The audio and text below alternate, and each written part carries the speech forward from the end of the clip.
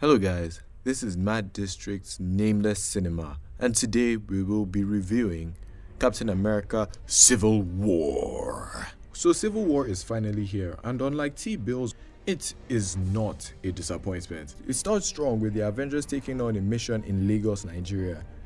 Not X-Men Origins in accurate Lagos, Nigeria. I mean, we actually get to see Black Widow riding on Okada, then fighting some thugs in Oshodi Market in front of a bend-down select. A bend-down select! The fight results in a bomb going off and killing numerous civilians, which leads to multiple white people mispronouncing Lagos. What's so hard about pronouncing Lagos, white people? Oyibo people, really? Lagos? And the Avengers being told to sign up with the government to keep them in check. Tony agrees, but Cap does not, which results in them being at odds. Bucky the Winter Soldier gets framed by a man who decided to just book around a UN building, which causes a further divide as Captain America sides with Bukola Saraki, Bucky Barnes, and Tony Stark tries to hunt Bucky down. This results in Captain America and his team fighting to clear Bucky's name. Now, these are the good things about the movie. Every new character was introduced very well. Black Panther was just a bulletproof vibranium fine boy. His accent was a bit weird though. Not as good as Idris Elba's accents from Beasts of No Nation. Striker, untie him. But it was alright, it was pretty alright. And his motivations were pretty much set from the beginning, which actually made him really stand out. And Spider-Man, oh my god. Peter Parker was just poverty-stricken. I mean, he pretty much idolized Tony Stark to the point that it was almost as if he wanted to become his houseboy after he bought him clothes. But then, Marvel's new take on the younger Spider-Man was pretty spot on. Sorry, Andrew Garfield.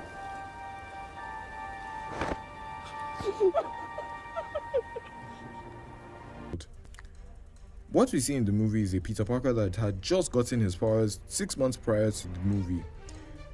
He's still reckless and he hardly makes use of his spider sense, or his common sense for that matter, because he chopped the most punches in that airport fight. And one good thing about this reboot is that we do not get to see Uncle Ben die again. Thank you, Lord. Thank you. And speaking of Uncle Ben, I just have one question to ask Marvel. Why on God's good green holy earth is Aunt May fine? Why is she sexy? Why? I went to the cinema with clean thoughts, and then you're now coming to now make me lost over Aunt May. Marvel, Oshinye. Another thing is that the pacing of the movie was also pretty good. Nothing seemed rushed as they took their time with every scene, building the characters to give it a form of emotional weight. The fight scenes were gang. The CGI, the explosions, the car chases, everything was like Nigerian jollof. On point. Now, onto the bad things. One, I felt that the bad guy was pretty forgettable. I mean, I can't really remember his name and how he accomplished everything he did alone. He didn't even have powers. Was unbelievable. Maybe he was like Kano.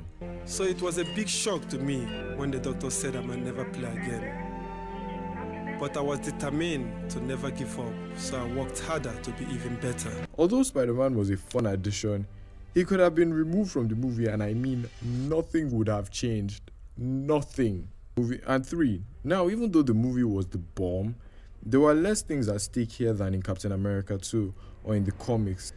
In the comics, when Captain America's team fought, they fought for their fundamental human rights, as superhumans were being forced to work under the government and were treated like criminals if they did not register. In this movie, Captain America and his team are fighting for something less spectacular. They're fighting for friendship.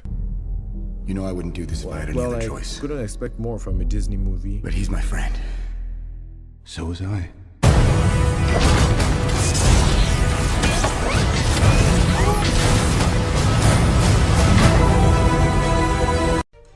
Now let's see how it did financially. The budget was $250 million. That's 75 billion naira. Oh my god, 75 billion naira. What I could do with that money, Jesus Christ.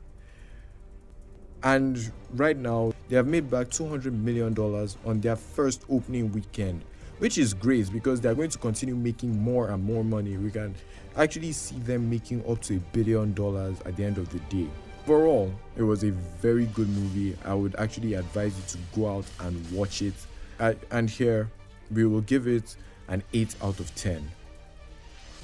So until next time, bye you guys.